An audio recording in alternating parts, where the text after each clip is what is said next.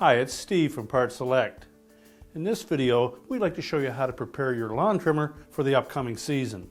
We'll show you some of the key areas that you'll need to inspect. We'll also share with you some maintenance tips so that your trimmer is in top working condition. Now, before we begin any inspection or maintenance on our trimmer, the very first thing we're going to do is to drain the fuel tank of any fuel that may have been left in from last season.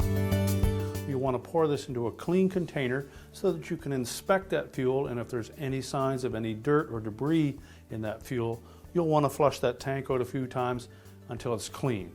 Once we've done that, we can start our maintenance.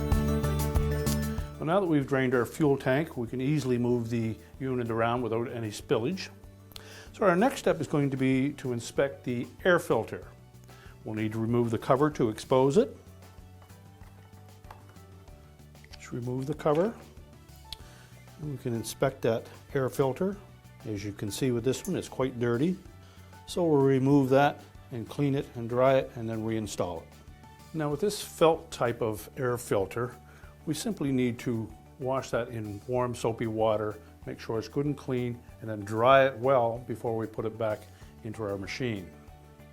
If your model uses a foam type of filter, you may need to clean that again with warm soapy water, and you may also need to saturate it with some engine oil, rinsing out any excess before you reinstall it. If either type of filter is damaged, you should replace them. Now our next step will be to carefully inspect the carburetor. To do so, we're going to need to remove this cover, and it's just held in place with a couple of nuts on there. So we'll take those off and have a good look.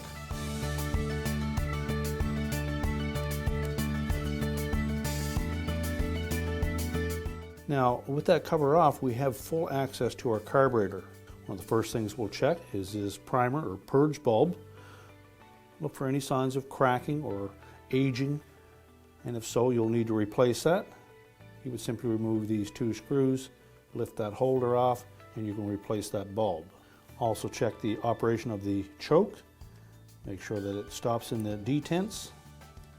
And we'll also look at the throttle cable and make sure that there's no signs of any fraying or damage to that, and also that it returns to the idle position easily and it's not sticking.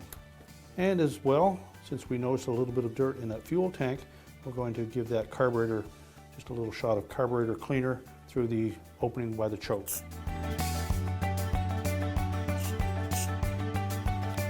Again, we'll clean up this area, remove any of that excess dirt and debris that is on there. Now while that's drying, we'll look at another component. Now our next step will be to inspect the starter cord. So simply pull it out of the recoil starter, look at that cord, look for any signs of fraying or damage, and if there is any, you'll need to remove that housing and replace the cord. Once we've done that, we'll next look at the muffler or spark arrestor. Now to inspect the muffler and spark arrestor, we first of all need to remove this protective guard. So we'll start by taking that off.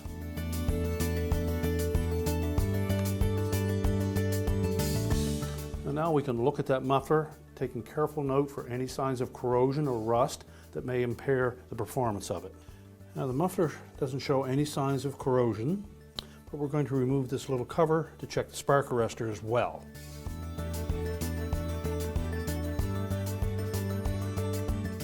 We'll just make sure that there's no damage to this screen, and if so, you'll need to replace it.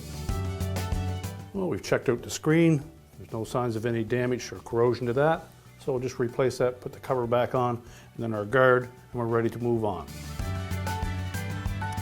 Now before we leave the engine, the last thing we'll need to look at is our spark plug. Simply pull the plug wire off the end of the plug, and just tuck that out of the way. Use a proper sized plug wrench.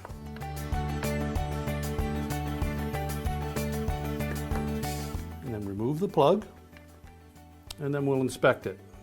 What we want to look for is any signs of corrosion or wear on the actual tip at the end of that plug, and if so, you should discard it. Although we do recommend that at the first of your season, you should put a fresh plug in your trimmer anyways. Throughout the season, you may want to pull it out on occasion and just check, make sure that it's not corroded up any. If so, you can clean those with a wire brush, being very careful. And as well, before you put it back in, make sure that you set the gap to the recommended specifications of the manufacturer.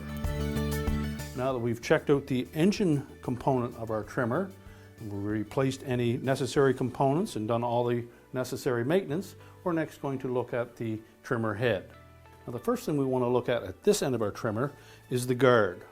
Carefully inspect that for any signs of cracks or damage, and if there is any, you will need to replace that. You should also check the blade for the line cutter and make sure it's in good shape. If not, you can simply replace that individually. Once we've inspected all of that and cleaned it up, we'll next move on to the trimmer head itself. Inspect it for any signs of damage, and if there is, you should replace the complete unit. We'll also verify that it works properly. If it has a tap and go type of system where you bump that to release the line, make sure that that works fine. And now is a good time to install some fresh line in your trimmer head to be ready for the season. So we'll just go ahead and remove that, and we'll put some fresh line in. So next we're going to remove the spool from the holder. And again, we'll inspect this carefully, make sure there's no signs of any damage. And if there is, you may wish to just simply replace the whole head with a new one. We'll just remove what remaining line there is on this particular trimmer head, and we'll discard that. Now next, following the manufacturer's instructions, we'll cut a predetermined length of the appropriate size line, and then we'll install it on the spool.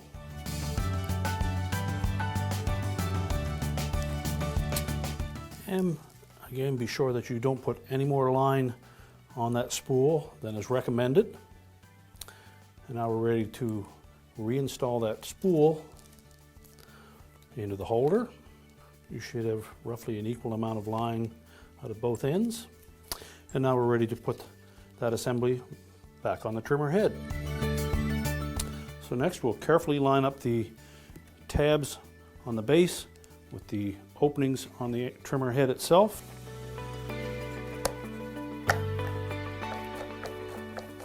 Make sure the button moves freely. Now that we have the trimmer head reassembled, we want to make sure that it's tight to the shaft. So to do so, we're going to flip the unit back over and tighten it up securely. Now most trimmers will have some mechanism for locking the gears so that they don't turn as you're tightening the head on. Typically it involves either a pin or a small blade screwdriver. We'll fit down through an opening and lock that assembly up. Then next you need to verify whether your trimmer head threads left hand or right hand thread. This particular one is a left hand thread, so we're going to turn it counterclockwise to tighten it. Well, now that we've completed our maintenance and inspection on our trimmer, we're now going to put a little bit of fuel in it and make sure that it runs properly. And then we'll drain that fuel out and wait for the season to start. Thank you so much for watching this video.